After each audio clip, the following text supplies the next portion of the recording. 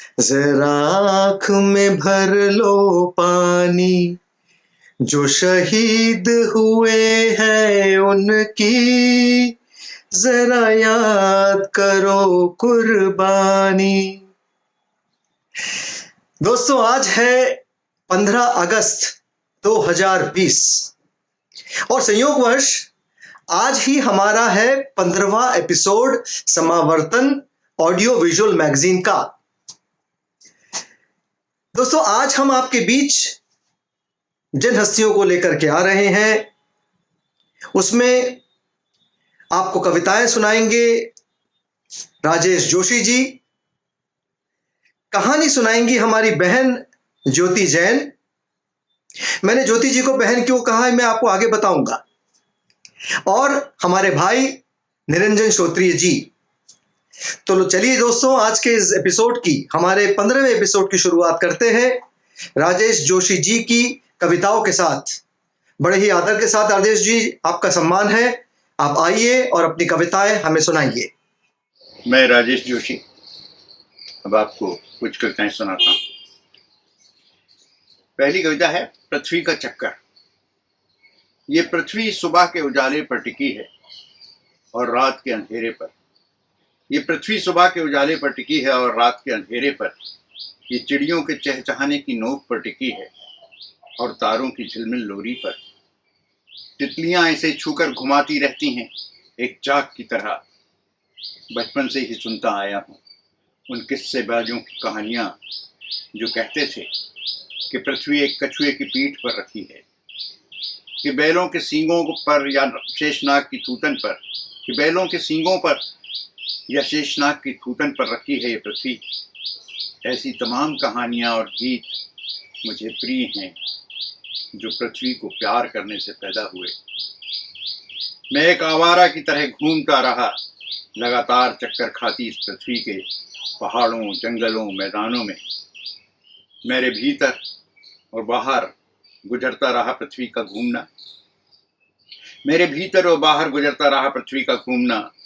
मेरे चेहरे पर उम्र की सारी लकीरें पृथ्वी की परिक्रमाओं से बनी है।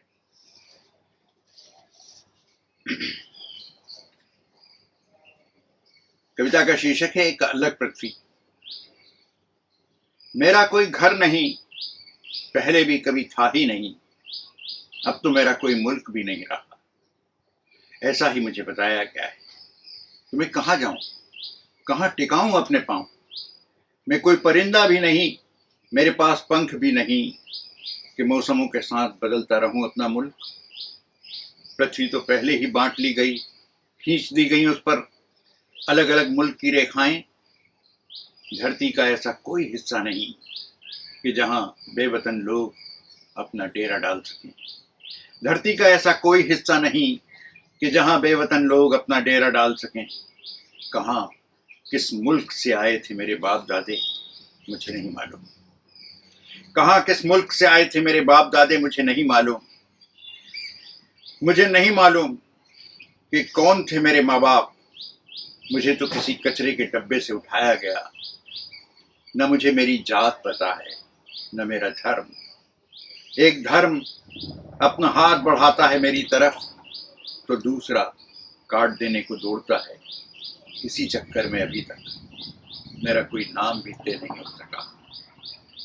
किसी भी मुल्क के नागरिकों के राष्ट्रीय रजिस्टर में मेरा नाम दर्ज नहीं। किसी भी मुल्क के नागरिकों के राष्ट्रीय रजिस्टर में मेरा नाम दर्ज नहीं। इतनी बड़ी धरती पर मैं कहीं का नागरिक नहीं। ओ सूर्य, कुछ करो, कुछ ऐसा करो।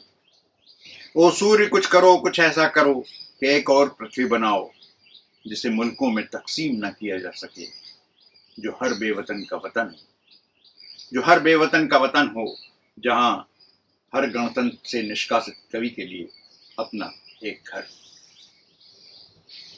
कविता का शीर्षक है ये दुनिया रहने के काबिल जगह नहीं रही। खींच से भर गया हूं, ये दुनिया अब रहने के काबिल जगह नहीं रही। हमने हमेशा इसे पहले से ज्यादा सुंदर बनाने का स्वप्न देखा। बेहतर बनाने के लिए इसे करोड़ों लोगों ने जाया किया अपना हुनर। हमारी उन तमाम कविताओं और कथाओं का क्या हुआ? हमारे उन रंगों, रेखाओं और आकृतियों का क्या हुआ? हमारे संगीत और हमारे गीतों का क्या हुआ? क्या हुआ हमारी तमाम इच्छाओं और सपनों का क्या हुआ? हमने कैसा बनाना चाहा था इसे, और ये क्या से क्या हो गई? हमने कैसा बनाना चाहा था इसे, और ये क्या से क्या हो गई? ये तो और भी ज्यादा बदशक्ल होती जाती है दिनों दिन। ज्ञान की खोपड़ी पर काबिज होकर बैठ गई है मूर्खता, दुष्टता के बड़े जूते के नीचे कराह रही है संवेदना। इसने अपने उन तमाम जंगलों को बर्बाद कर दिया जिन पर लिखे गए महाकाव्यों के हजारों पन्ने। इसने पहाड़ों को पाट दिया, खत्म हो गए सारे इको पॉइंट। अब कोई आवाज कहीं से लौट कर नहीं आती। सरोवरों के बांध तोड़ डाले, बहा दिया सारा पानी, नदियों को बदल दिया नालों में। इसकी हवस है कि कहीं खत्म होने का नाम ही नहीं ले रही है। इसकी हवस है कि कहीं खत्म होने का नाम ही नहीं ले रही है। ये धरती सबकी जरूरतों को पूरा कर सकती है। ये धरती सबकी जरूरतों को पूरा कर सकती है, लेकिन किसी एक के लालच को पूरा करना इसके लिए मुमकिन नहीं। जिसने कही थी कभी ऐसी बात, ये महात्मा गांधी का कथन है। ये धरती सबकी जरूरतों को पूरा कर सकती है, लेकिन किसी एक के लालच को पूरा करना भी इसके लिए मुमकिन नहीं। जिसने कही थी कभी ऐसी बात, उसको हमने गोली मार दी एक दिन, और उसके हत्यारे का अब हम मंदिर बनाएंगे। हमें बर्दाश्त नहीं कि कोई हमारे लालच पर लगाम लगाए। खूंखार जानवर घुस आते हैं कभी भी शहरों में, उनके सारे ठिकाने हमने छीन लिए। चिमगादड़ें मंडरा रही हैं पूरे आकाश में, नए नए विषाणु पैदा हो रहे हैं हर दिन। दम तोड़ रही हैं आबादियां, पृथ्वी, आकाश, जल, हवा और अग्नि सब सवालों के कटघरे में हैं। नेपथ्य से कोई प्रलय की छाया का पाठ कर रहा है जोर जोर से। नेपथ्य से कोई प्रलय की छाया का पाठ कर रहा है जोर जोर से। ये सभ्यताओं के सबसे बड़े संकट का समय है। सारी सड़कों पर पसरा है सन्नाटा, घरों के दरवाजे बंद हैं। एक भयानक पागलपन पल रहा है दरवाजों के पीछे, जो दीवार फोड़कर निकल आएगा किसी भी समय बाहर और फैल जाएगा सारी सड़कों पर। दोस्तों, आपका ये दोस्त, आपका ये होस्ट डॉक्टर अजय भट्टाचार्य। मैंने आज के एपिसोड की शुरुआत की लता जी के गीत के साथ। और 15 अगस्त हो, स्वतंत्रता दिवस हो, और लता जी का गीत ना हो तो कुछ अधूरा सा लगता। मैंने आपको ज्योति जी के बारे में कहा बहन ज्योति जैन। इसलिए कहा क्योंकि ज्योति जी हमारे बाबा डॉक्टर प्रभात कुमार भट्टाचार्य को बाबा कहती हैं, और बाबा उन्हें बेटी मानते हैं। तो हो गई ना हमारी बहन। तो ज्योति जी, आइए, आपका स्वागत है बड़े ही आदर के साथ। आपसे विनती है कि आप अपनी कहानी नगर बट्टू हम सबको सुनाएं। ज्योति जैन। नमस्कार, मैं ज्योति जैन हूँ और आज आपके सामने जो कहानी प्रस्तुत कर रही हूँ उसका शीर्षक है नजर बट्टू। जल्दी से लाओ यार, लपक के भूख लगी है, दोनों हथेलियों को आपस में रगड़ते हुए नव्या ने कहा। मानो दोनों हथेलियां रगड़ने से जिन्न प्रकट होगा और नाश्ता उसके हाथों में होगा। हाँ यार, मुझे तो ऊसल की खुशबू से ही भूख लग रही है, मुंह में पानी आ रहा है। पलक ने नाक से गहरी सांस ली और आंखें बंद करके मानो ऊसल का स्वाद ले रही हो। ओ भाई, अपने को तो पहले जलेबी। तन्मय की बात बीच में ही काटकर स्वीटी ने कहा, बिल्कुल विज्ञापन वाले अंदाज में जलेबी कहा, और सब खिलखिलाकर हंस पड़े। तब तक अंकित, गगन और इंदर गरम गरम नाश्ता ले आए थे, जिनमें पोहे, ऊसल व जलेबी शामिल थे। ओ भाई, नींबू प्याज अलग से, स्वीटी चिल्लाई। ठंड रख बेटा, ला रहा हूँ, इंदर बिल्कुल बड़ों जैसी स्टाइल में बोला, और सबने फिर ठहाका लगाया। वो एक 7-8 जनों का ग्रुप था जो पढ़ाई के अंतिम वर्ष में था। और सब उस रविवार की ठंडी सुबह में खाउठिए पर नाश्ते का आनंद लेने आए थे। पहले 1-1.5 मिनट में तो सब चुपचाप सूतने में लग गए। पेट में जब थोड़ा वजन पड़ा तो बातचीत का क्रम फिर शुरू हो गया। अबे क्या पेटू की तरह खाए जा रहा है? ये स्वीटी थी जो अंकित को टारगेट बना रही थी। तेरे झांसी में खाने को नहीं मिलता है क्या? ए, अपने शहर के बारे में कुछ नहीं बोलना, झांसी की रानी। और सब फिर हंस पड़े। बड़ी मस्त जिंदगी लगती थी वो, जब लोग बात बात पर हंसते। आजकल तो हंसी से भरी जिंदगी कम ही नजर आती है। सही है रे झांसी की रानी, अब नव्या ने छेड़ा। बेचारे को नजर मत लगा, देख तो कितना दुबला हो रहा है। और हथेली के पृष्ठ भाग से उसकी हल्की उभरती टमी पर धीरे से हाथ मारा। एक बिंदास ठहाका फिर गूंज उठा।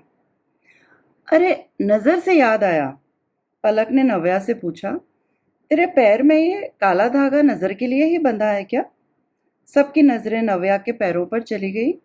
उसके खूबसूरत और नाजुक पैरों में बाएं पैर पर एक काला धागा बंधा हुआ था। हाँ यार, नव्या ने गहरी सांस भरकर कहा, दादी ने बंधवाया है। बीच में मुझे वायरल हो गया था ना, तब से तबीयत कुछ ज़्यादा ही बिगड़ गई थी। बस दादी को लगा कि मुझे नज़र लग गई है और उन्होंने पता नहीं कहाँ से मंत्रा कर ये नज़र बट्टू बांध दिया। तुझे लगता है ये नज़र वज़र कुछ होती है? स्वीटी ने पूछा। वो ज़रा अलग सोच वाली लड़की थी। देख यार, जवाब इंदर ने दिया, नज़र होती है या नहीं, इससे बड़ी ये चीज़ है कि ये हमारे बड़ों की आस्था होती है, हमारे लिए प्यार व फिक्र होती है। मैंने कहीं कविता पढ़ी थी कुछ ऐसी कि माँ ने नज़र से बचाने को काले धागे बांध दिए, पर वो नहीं जानती कि ताकत काले धागे में नहीं, खुद माँ की अंगुलियों में है। कुछ ऐसी थी कविता। इंदर ने अपनी बात पूरी की। वाह, बहुत खूब, अंकित बोल पड़ा।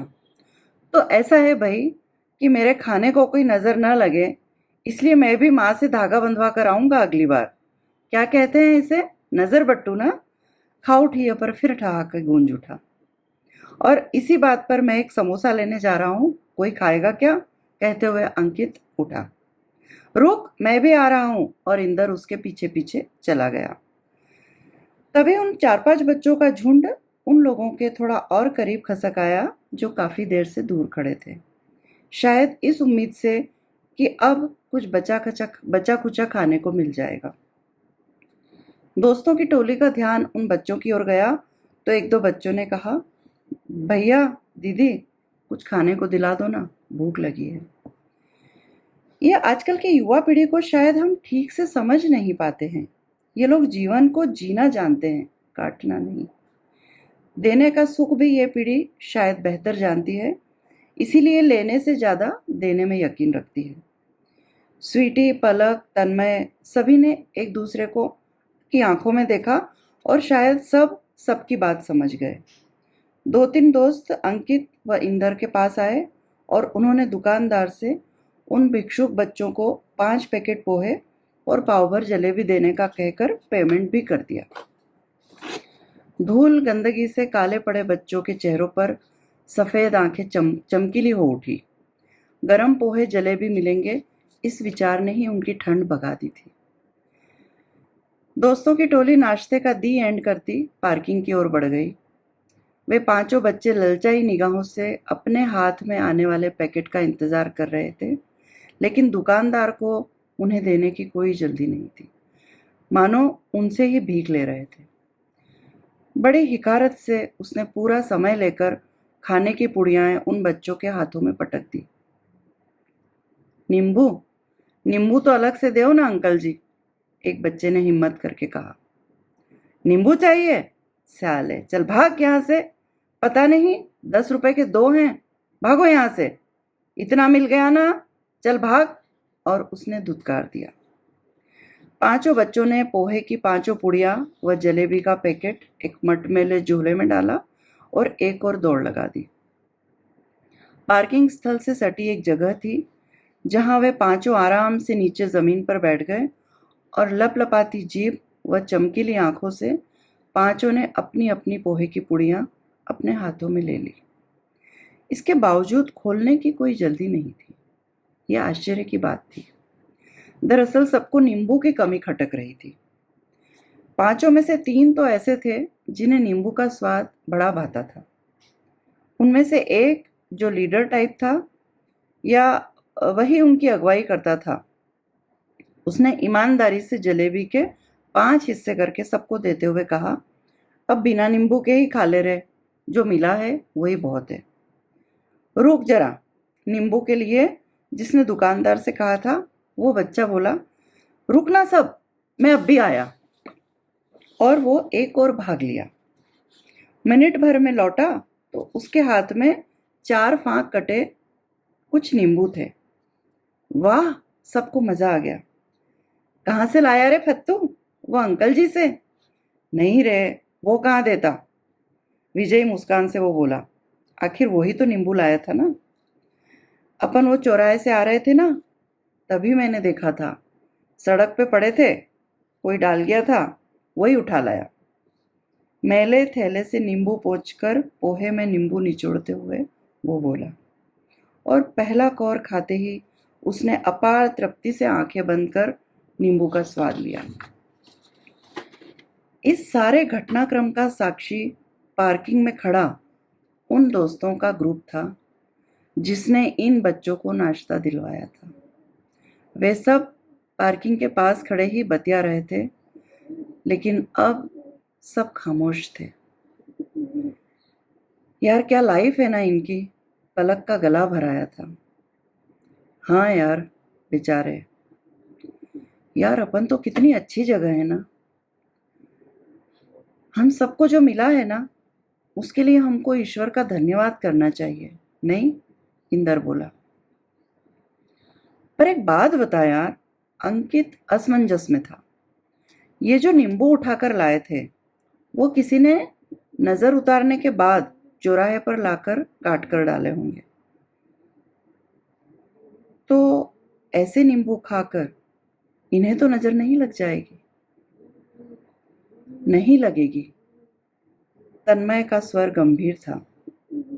जिन्हें गरीबी लगी हो, उन्हें और कोई नजर क्या लगेगी? ठंडी सांस ले, उसल पोहे का स्वाद भूल वे सारे दोस्त अब जिंदगी के विभिन्न स्वाद के बारे में बातें कर रहे थे, और इन सब से बेखबर वे भिक्षुक बच्चे नजर बट्टू नींबू का स्वाद ले रहे थे। धन्यवाद। इसके बाद मैं स्वागत करता हूं मेरे अभिन्न मित्र, मेरे भाई निरंजन श्रोत्री जी को। उनसे रिक्वेस्ट करता हूं कि वो आए और हमेशा की तरह अपने युवा कवियों को लेकर के, जिनके लिए उन्होंने इतना काम किया है, उन्हें लेकर के आए और इस पहल को, आज के हमारी इस कहानी को आगे बढ़ाएं। निरंजन श्रोत्री। नमस्कार मित्रों, आज सुनते हैं प्रदीप जिलवाने की कविताएं। प्रदीप जिलवाने की कविताएं रेखांकित के आरंभिक दौर में यानी दूसरे ही अंक में प्रकाशित हुई थी, मई 2010 में। उनके कविता संग्रह हैं, कहानी संग्रह हैं और उपन्यास भी हैं। जहां भी हो जरा सी संभावना कविता, प्रार्थना समय कहानी और उपन्यास 8वां रंग एक पहाड़ गाथा। भारतीय ज्ञानपीठ के नवलेखन पुरस्कार से और हिंदी साहित्य सम्मेलन के वागीश्वरी सम्मान से समादृत प्रदीप जिलवाने की कविताएं अपने समकालीन समय और समाज की गहरी समझ रखती है, क्योंकि इन चीजों की गहरी पहचान कवि को है।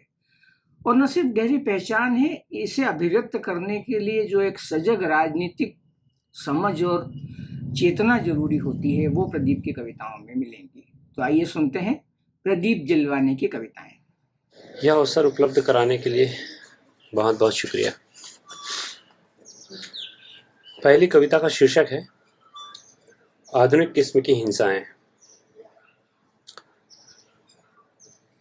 दर्पण में खुद को अजनबियत से घूरना, बाजार में खाली जेब चले आना, पत्नी से फिर प्रेमिका होने की उम्मीद करना हिंसा है। किसी सड़क छाप लुक्के को गांधी करार देना, जहाँ जगह न हो वहाँ हंस देना, अकारण अपने पड़ोसी को पहचान लेना हिंसा है। किसी शब्द से उसका मौलिक अर्थ छिपाना, किसी पेड़ से पूछना उसकी शेष उम्र, किसी स्त्री से उसके कौमार्य बाबत जानना हिंसा है। मामूली से मामूली इच्छा का त्याग हिंसा है। अपने समय से थोड़ा पीछे चलना हिंसा है। और यहाँ तक कि तटस्थता भी एक किस्म की हिंसा है। कविता का शीर्षक है सिर्फ उनका पल्लू जानता है। अपने वर्ग से असंतुष्ट मगर उसी में जीने को अभिशप्त वे ऐसी औरतें हैं जो स्टार प्लस और सहारा वन के भरोसे अपने दिन रात के खिटकरम और छोटे बड़े दुखों का कोई ब्यौरा संभाल कर नहीं रखती हैं।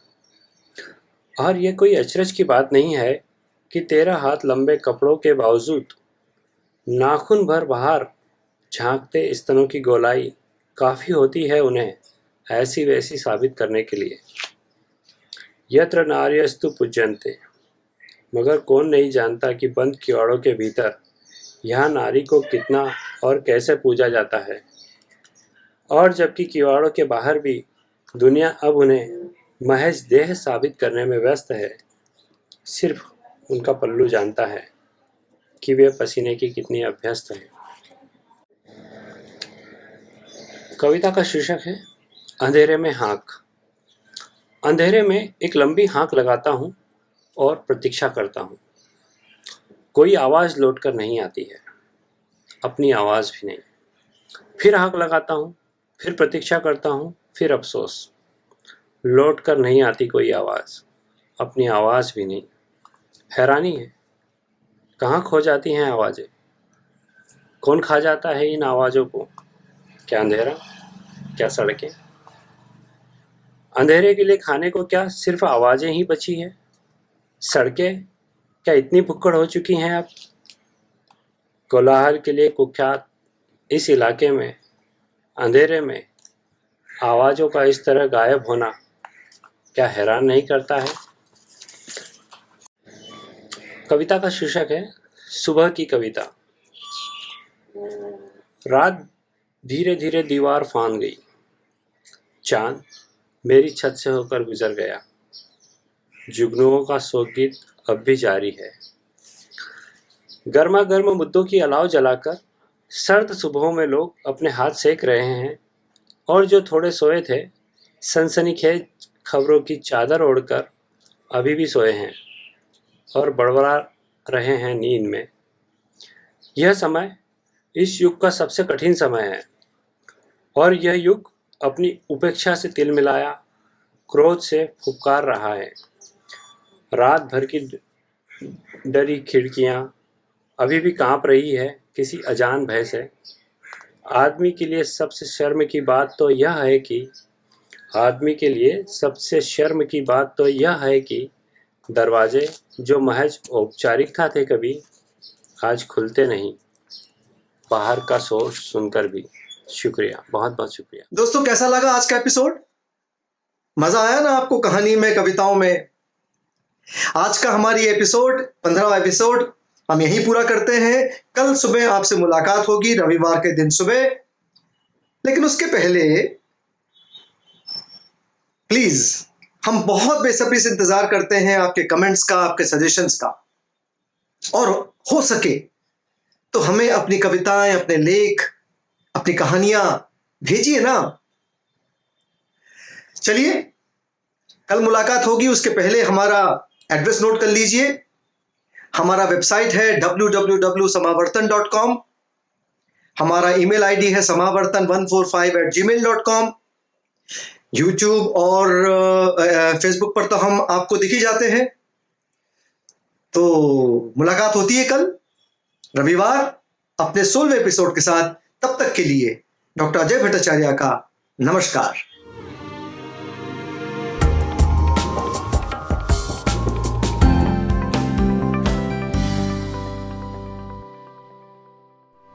इस वीडियो के नीचे डिस्क्रिप्शन बॉक्स में चैनल का लिंक दिया हुआ है। आप उस पर क्लिक करके समावर्तन चैनल तक पहुंच जाएंगे। वहां पर चैनल को लाइक और सब्सक्राइब कीजिए और हाँ, कमेंट बॉक्स में अपने महत्वपूर्ण कमेंट ज़रूर कीजिएगा।